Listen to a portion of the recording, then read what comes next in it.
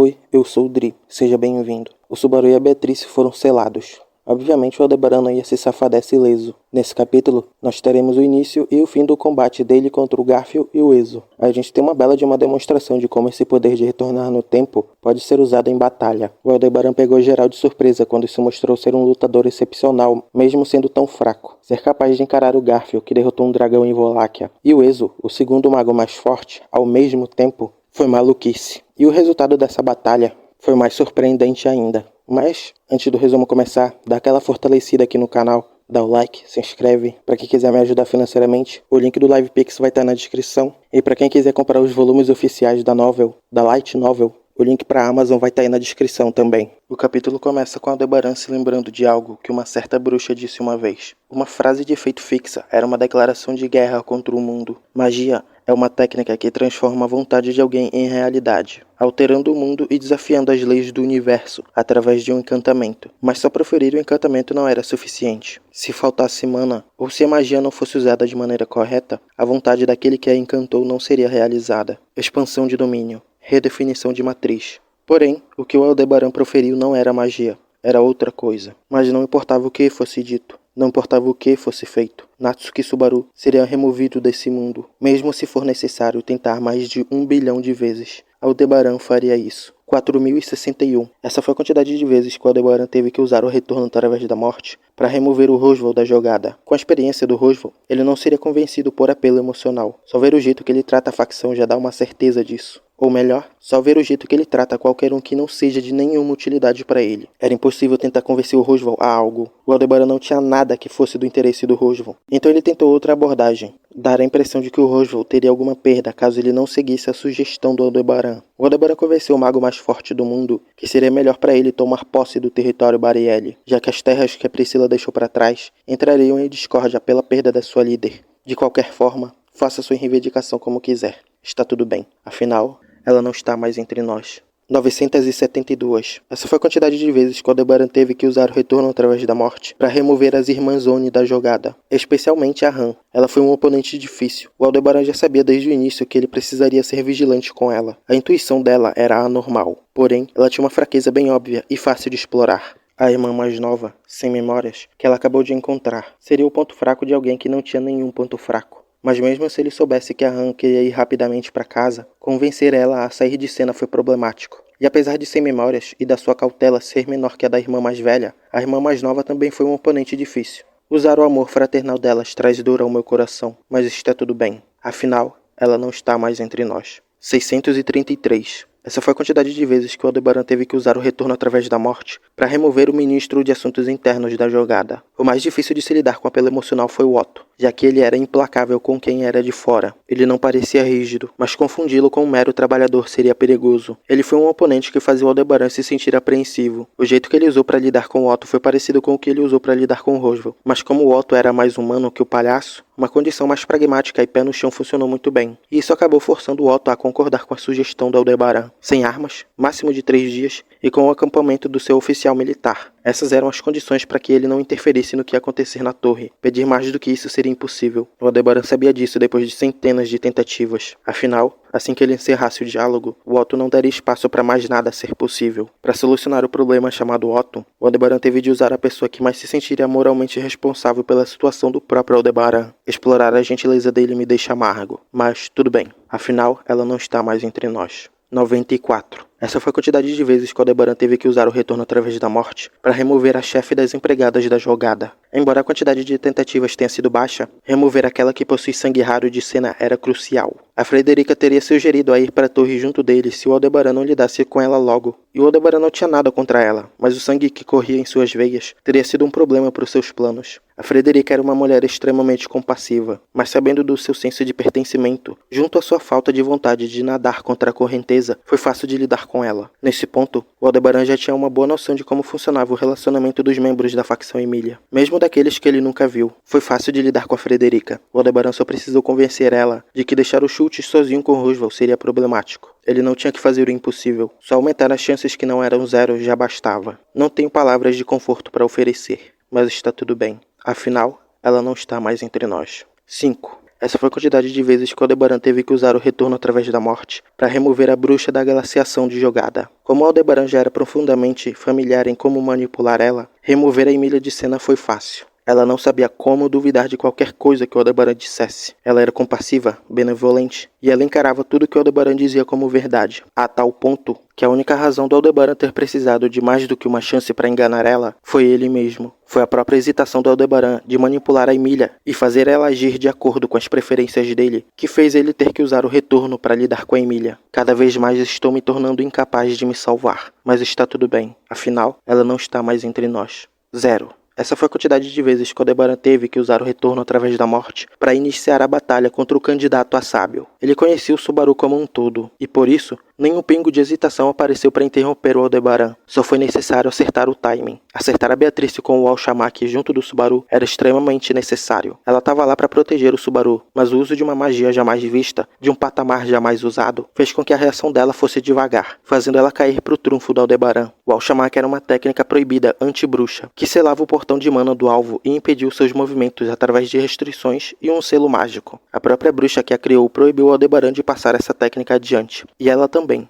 Não registrou essa técnica em lugar nenhum. Ela só ensinou Aldebaran através da oratória. O Aldebaran tinha certeza de que ela só ensinou essa técnica para ele porque ela sabia que ele usaria essa técnica apenas para o propósito que foi confiado a ele. O Aldebaran nunca pensou em usar essa técnica contra a bruxa que o ensinou, nem contra nenhuma outra bruxa. Tanto é que ele nem mesmo tentou. Ele usou contra a Sphinx, mas como ela não tinha um fator de bruxa, a técnica não mostrou toda a sua grandeza. Não dava para ver dentro do orbe. Mas o Aldebaran sabia que a Beatrice tinha sido pega. Ele não tinha certeza se ela seria selada, mesmo estando no range da técnica. Mas ele ganhou a aposta. Ela é um espírito que fez um contrato com o Subaru, e agora que seus portões de mana são conectados, ela acabou sendo selada junto dele. Está começando o Sensei, para que eu possa ser eu mesmo. E foi no momento em que ele disse isso, que o Garfio partiu para cima dele, botando tanta força no pulo a ponto de fazer o chão se partir. O Garfio agarra o braço do Aldebaran e joga ele no chão. O Aldebaran cai de cara. O Garfio pressiona as costas do Aldebaran com o joelho e pergunta onde estão o Subaru e a Beatrice. E também pergunta o que foi aquela magia de antes. O Aldebaran diz que ao invés de lançar ele no chão, o Garfio devia ter optado pelo nocaute. E então, o Aldebaran engole uma pílula de veneno que estava no dente dele, e ele retorna através da morte. No próximo loop, o Aldebaran levanta o braço e desvia do agarrão do Garfio,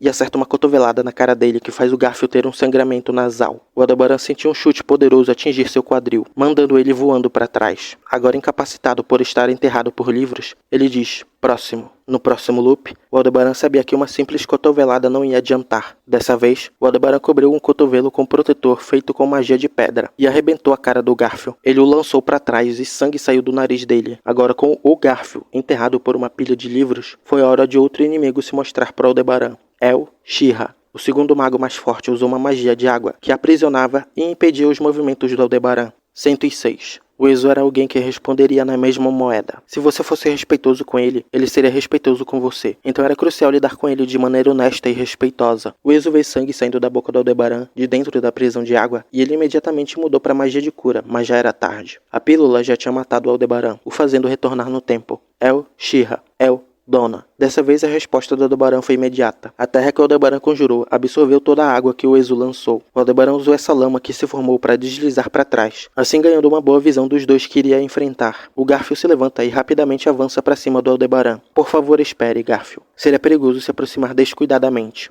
O Garfio pergunta o porquê disso, e o Ezo responde dizendo que, mesmo nunca tendo mostrado essa magia de água para o Aldebaran, ele foi capaz de counterar o Ezo tranquilamente, e complementa dizendo que nem se ele fosse experiente na arte da guerra, ele seria capaz disso. O Aldebaran vê que está uma situação difícil, com os dois encarando ele e o Garfio se acalmando e estando vigilante. Ele então usa a pílula de novo e retorna no tempo. Por favor, espere, Garfio. Seria perigoso. Antes que ele terminasse a frase, o Aldebaran criou umas elevações abaixo das estantes, criando um efeito dominó que derrubaria tudo em cima do Ezo. 397. O Ezo cria uma ventania que interrompe a queda das estantes, mas logo depois, o Aldebaran derruba outras estantes que estavam ao redor do Ezo, tornando inútil a tentativa do Ezo de salvar os livros. Ele deixa as estantes caírem e usa a magia de vento para sair do lugar onde as estantes iriam cair. O Aldebaran do nada engole o orbe onde os dois estão selados, e isso faz o Garfio se render à ira e partir para cima. Ele acerta um soco que faz o Aldebaran vomitar o que ele tinha comido, e antes que ele vomite o orbe também, ele diz: expansão de domínio, redefinição de matriz. Agora no POV do Garfield, ele tinha o trabalho de ficar de olho no Aldebaran, mas o Otto também pediu pro Garfield ficar de olho no Subaru, e por causa disso, dessa tarefa extra, a reação do Garfield ao que o Aldebaran fez foi muito lenta. O Aldebaran viu essa fraqueza e se aproveitou disso. A luta continua. O Garfield dá um soco com a parte de trás da mão, mas ele erra. O soco pega de raspão, já que o Aldebaran desviou no último segundo. Todo soco que o Garfield tentava acertar terminava assim. Nenhum golpe dele estava encaixando. Já pro Aldebaran, ele conjurou Dona e apareceu um bloco de pedra na frente do Garfield que acertou a cara dele. Pro Garfield, que lutou contra um dragão no Império, aquilo não era nada. O Aldebaran estava exausto. A diferença em habilidade era gritante. Socos que deviam acertar, desvios que deviam ter sido bem-sucedidos simplesmente não aconteciam pro Garfield. Todos os seus golpes erravam, e mesmo assim todos os golpes do Aldebaran acertavam. O Ezo chega e diz que vai ajudar na luta, e pede pro Garfield se afastar. Ele até pensou em escutar o conselho do Ezo, mas... É isso.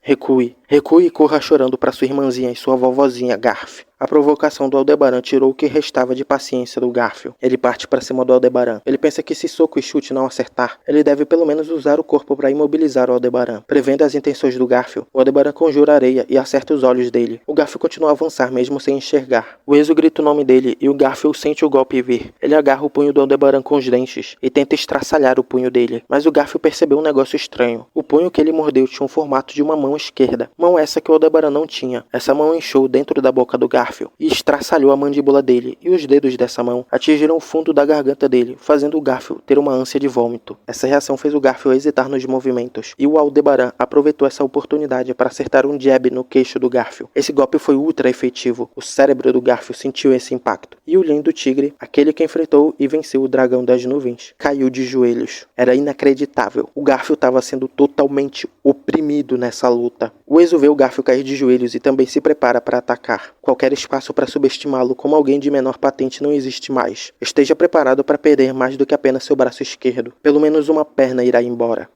She-Ra. Ele falou She-Ra, mas o que saiu disso foi uma ventania. O Ezo usou uma falsa encantação, e ao invés de usar água, ele usou vento. E combinado com essa falsa encantação com o Goa que ele conjurou sem nem mesmo dizer o nome da magia, ele pôs o Aldebaran numa armadilha que o cercou por todos os lados. A encantação simultânea era uma técnica avançadíssima, e que só 5 indivíduos no mundo inteiro podiam fazer. O Ezo esperava causar um dano significativo, mas o Aldebaran remodelou o braço de pedra que ele criou em um escudo e avançou em direção às chamas. Ele atravessou o fogo e se deixou ser atingido pelo vento, mas o que aconteceu depois disso deixou o Ezo completamente em choque. Como se prevesse quais lugares ele iria bater, o Aldebaran transformou os lugares onde o corpo dele iria acertar em lama, matando completamente o impacto. O Ezo chegou no ponto de até mesmo considerar plausível os seus palpites mais absurdos. O Aldebaran era muito inferior em magia e em combate, então a única explicação que o Ezo podia pensar que talvez faça sentido era inacreditável. Uma observação de extremo curto prazo no futuro era absurdo, mas o que fez o Ezo sentir um arrepio na alma foi a mera possibilidade de que aquela era a resposta certa. No mundo da luta, haviam aqueles que podiam prever intuitivamente o próximo golpe do adversário. No mundo da magia, havia aqueles que podiam prever qual magia seria usada, analisando a natureza e a forma da mana. Mas nada explica aquilo. Não era algo simples como intuição ou experiência. O Aldebaran tinha a solução perfeita para tudo. Devido a isso, o Ezo elevou o nível de periculosidade do Aldebaran ao mais alto possível, ao de um arcebispo do pecado, ou até mesmo o de uma bruxa do pecado. O POV muda. A Petra sente os tremores da batalha. Ela e a Meili decidem não intervir na luta. Logo depois, o Garfield chega. Ele pede para Petra fortificar ele usando magia de luz, e ela faz como ele pediu. O Garfield arranca um pedaço do chão onde eles estavam, e usa isso para tampar a entrada daquele cômodo. Entre a fresta que ficou, elas viram água passando pelo quarto piso da torre com uma força tremenda. Usando uma magia que ampliava a sua voz, o Ezo chama pelo Garfield, dizendo para ele subir. O Garfield diz que quem tá causando tudo isso é o Aldebaran, e depois sobe para continuar a luta. E com a Petra chorando, o POV muda. O Aldebaran está sendo levado pela absurda quantidade de água que o Ezo criou. O Aldebaran tentava se levantar com o resto de forças que sobrou. O Garfield e o Ezo subiram as escadas e encontraram o Aldebaran exausto, mas ele não tinha mais forças para tentar se levantar. Então ele só ficou deitado com o rosto para cima, encarando o céu que estava ficando escuro com a noite. Ele odiava aquela visão, porque ele podia ver as estrelas que ele tanto odiava. Mas o Garfield e o Ezo, ele não odiava. Nem mais ninguém que estava na torre, nem as outras pessoas que ele teria que enfrentar depois dessa luta. Os únicos que o Aldebaran odiava era ele mesmo e Natsuki Subaru. O Garfield apressa o Aldebaran para que ele devolva os dois. O Ezo acalma o Garfield, mas também diz para o Aldebaran se render. Ele diz que pode dar um jeito naquela magia que o Aldebaran usou e terminou dizendo que o Aldebaran não pode vencer todas as batalhas. O Aldebaran concorda com a fala do Ezo, e isso só deixa eles mais vigilantes ainda, para a irritação do Aldebaran. Isso me irrita, mas está tudo bem. Afinal, ela não está mais entre nós.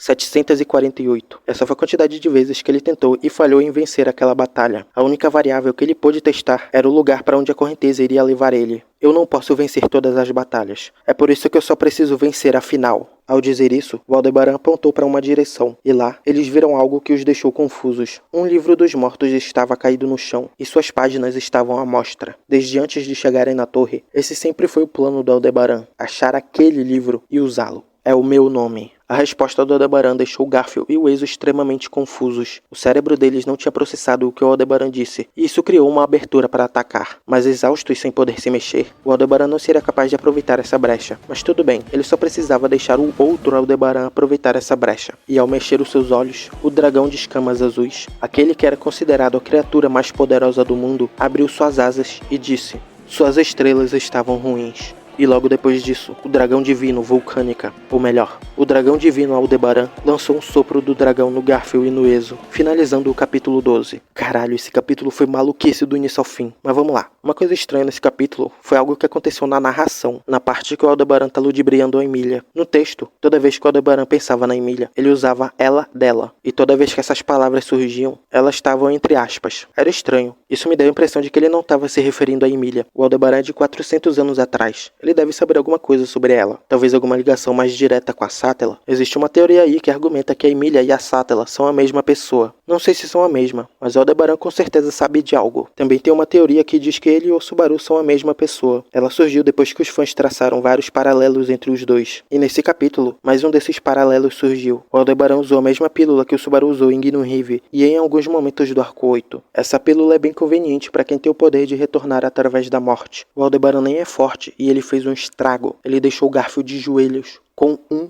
soco. E mesmo se isso já não fosse loucura o suficiente, ele possuiu, entre aspas, o Vulcânica. Isso aconteceu bem depois de o Vulcânica ter lido o livro dele. Sabe o que isso significa? Que o Vulcânica conhece o Aldebaran. Isso foi reiterado no capítulo anterior pela Beatrice. Você só pode ler o livro de alguém que você conhece. No flashback do Aldebaran, a Echidna menciona sobre como o Aldebaran decepcionou eles. Com certeza o Vulcânica tá incluído nesse eles aí. Enfim, não esquece de deixar o like e de se inscrever no canal. Espero que tenha gostado do vídeo. Muito obrigado por ter assistido do início até o final. Valeu, falou e nos veremos em breve.